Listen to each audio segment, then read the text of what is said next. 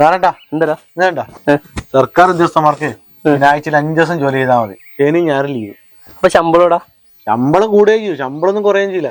നല്ല സുഖം വേണ്ടാ ആയ കാലത്ത് നല്ലവണ്ണം പഠിച്ചില്ലെങ്കിൽ നിനക്ക് നല്ലൊരു സർക്കാർ ഉദ്യോഗം വാങ്ങിക്കാതിരുന്നില്ലേ? അങ്ങനെ പറഞ്ഞല്ലടാ, ആഴ്ചക്ക് 6 ദിവസം നടന്നാലേ നമ്മളെ കാര്യം നടക്കുന്നില്ല. ഇനിയിപ്പോ 5 ദിവസം നടന്നാലോ? ഒന്നും നടക്കില്ല. പിന്നെ ഒരു കാര്യം ഉണ്ടാ, ഇനി നമുക്ക് ആഴ്ചക്ക് 5 ദിവസം നടന്നാ പോരെ? അതന്നെ, ഒരു ദിവസം നടത്തലാവായില്ലേ? അതന്നെ.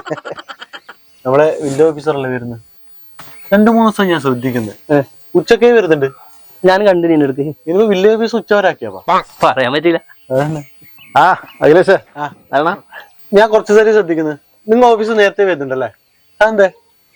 വീട്ടില് 2 ആളെ പണിക്കാക്കിയിട്ടുണ്ട്. 10 ദിവസമായി. അവർ നേരാവണ്ണം പണിയെടുക്കുന്നില്ല.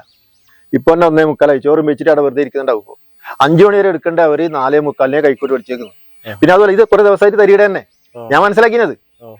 1000 രൂപ കൊടുക്കുമ്പോ അതിന്റെ ഒരു ആത്മാർത്ഥത വേണ്ടേ? അതില്ല. ഞാൻ അവിടെ ഇല്ലെങ്കിൽ നാഥനില്ലാ കളരി മാറിയാന്നാണ്.